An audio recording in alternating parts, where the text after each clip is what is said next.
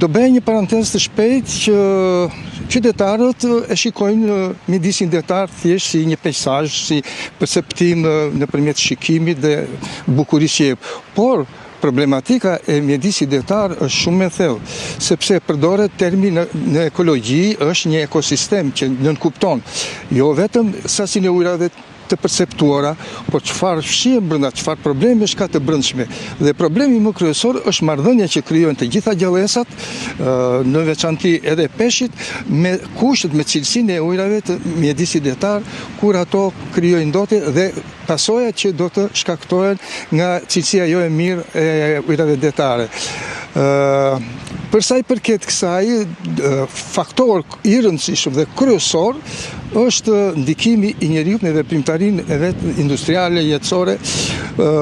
Mendoj që ka dhe probleme të mjedisit detar që vinë nga faktorët natyror, po ato zgjasin me shekuj. Ndikimi i negativ i faktorëve natyror është shumë i stërgjatur, kurse faktori i njeri ose termi antropik që përdoret në ekologi është shumë i shpejt dhe ndikimi dhe dukshmëria, rezultati i këtij ndikimi është shumë i madh. Si është cilësia e ujrave sot në Bregdetin e Vlorës? Atëherë, bazuar në të dhënat publike të Ministrisë së Mjedisit, Turizmit dhe Mjedisit, nëpërmjet Agjencisë Kombëtare të Mjedisit, janë të përcaktuara vit për vit dhe unë i kam ndjekur për shumë vjetësh, qysh nga 2014 deri në vitin 2024, të cilat janë publikuar raportet e Agjencisë Kombëtare të Mjedisit.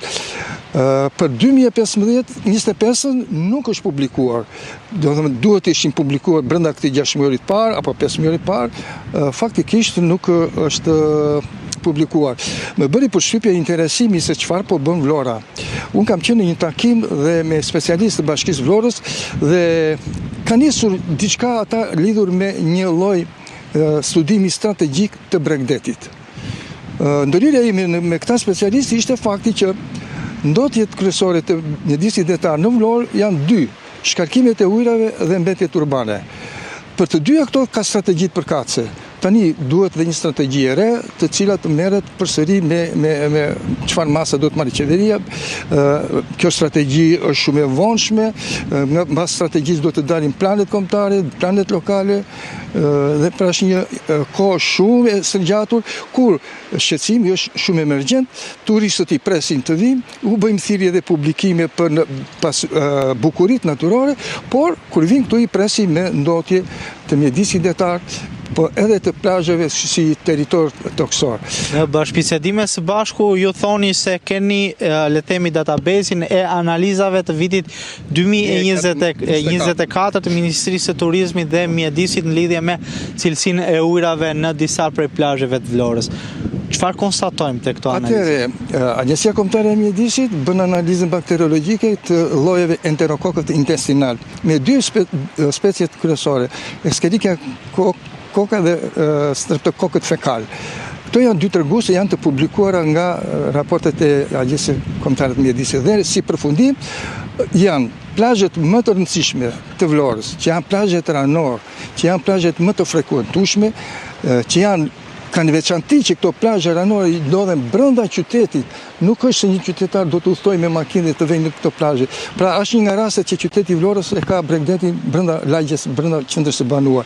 Atëherë përfundimisht në zonën që jemi, që është ndarë nga Agjencia Kombëtare e Mjedisit në dy zona, njëra e quajtur territori plazhit të vjetër Kabinat dhe pjesa e dytë është plazhi ish kampi të pionerëve, por nuk kemi të dhëna për një plazh që është shtuar dhe vitit e fundit, që është pranë dhe përfshin shkarkimet e ujrave të qytetit të trajtuara nëpërmjet impjantit të trajtimit të ujrave të zeza në hidrovorin që quhet hidrovori i Vlorës, për të cilat nuk kemi disa të dhëna statistikore të sakta, kurse të dy treguesit për katë plazhi i ri, plazhi i Shkollës Marines dhe dy plazhet e vjetër janë të kategorisë D. Sipas metodologjisë, ujrat e detit ndahen në 4 kategori të emërtuara me shkronjën A, B, C dhe D, përkatësisht ujrat të shkëlqyer, ujrat të mirë, ujrat të mjaftueshëm dhe kategoria D, ujrat me cilësi të ndotur. Ndërkohë, ata të cilët na ndjekin teleshikuesit, një pyetje mund t'i bëjmë vetes fare mirë. Çfarë dëmi sjell kjo për turizmin, për biodiversitetin, florën, faunën, por njëkohësisht edhe për shëndetin e njeriut? Po pra, e zëm nga shëndeti njeriut. Infeksionet lëkurore,